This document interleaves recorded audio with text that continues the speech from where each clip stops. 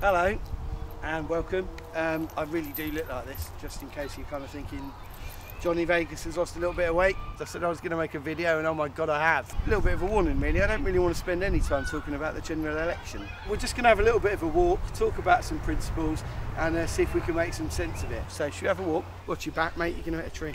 It's worth actually pointing out before we do much else that actually as a rule we're moving in the right direction. Europe, we've had what, 70 years of pretty peaceful times. The vaccination programme has saved people's lives, life expectancy is up, people generally speaking go to school, which isn't to say the world is without its problems.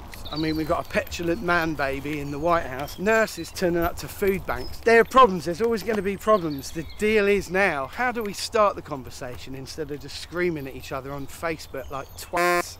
Most people, no matter how they vote, are all right. I mean, don't get me wrong, I'm not very pleased about people, you know, voting for extremist parties, but it's not necessarily that they're evil. And unfortunately, what's going on right now is social media is a place that allows you to say what you think, but it's not a particularly good place for listening.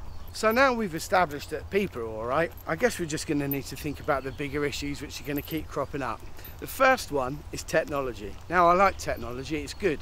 You know, I like having a fridge, it's wicked. But the great ape and technology is not necessarily a fantastic mix, as anybody who's watched my dad try and text will testify. We've got things like the manipulation of the news, you know, all the hacking stuff. The fact that jobs are not disappearing to immigrants, people from other parts of the world, they're largely disappearing through automation and in the future, artificial intelligence. The last time I went to Asda, I wasn't concerned about how many Nepalese people were stuffing bags. I was concerned by the fact that 9 times out of 10 I'm queuing up to give my money to what is essentially a computer and a little tray that dishes out change. And I'm not convinced right now that any of the parties are really grasping how much the world is going to change, the way we build houses, the way work is done. It's not going to be too long into the future before my kids are going to be able to call a cab, and it's not going to be a human being turning up, it's effectively going to be a solar powered bubble, and they'll be able to play bloody video games on their way to get shafted. The other thing about technology that we've got to be a little bit aware of is just how easy it is for human beings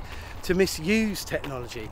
I mean, as the great George Carlin, I think, sort of said, you've never seen a cat hooking up another cat to a car battery to just make it confess that it's eaten all the mice. And the next thing that concerns me is the media. Don't get me wrong, again, the media's got some beautiful things about it, Mrs Brown's Boys not being one of them. The way in which the conversation is being led is so binary. I mean, for goodness sake, you've got papers describing Jeremy Corbyn as a threat.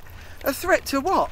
A vegetarian buffet? You've got to be either a little bit disengaged or, let's face it, just a little bit dim if you're not aware that there are some pretty unscrupulous people who are just trying to shuffle us along to suit their own individual agendas. The only way we're going to get out of that one is if we talk to each other. You know, take the Rupert Murdochs out of the equation. They're not really important, and frankly, he's on borrowed time. And the other thing on my mind is community, or more specifically, the lack thereof, you know. Digital has kind of rendered us to have relatively isolationist lives where we interact with people in single threads in text. But look around you, you know, look around this place for instance, you know, there's families out here, there's pensioners out here taking a bit of a walk, you've got people playing cricket. If we can get on in our everyday lives, then we can do that online as well. We don't have to end up in this binary position where you're on one team or the other.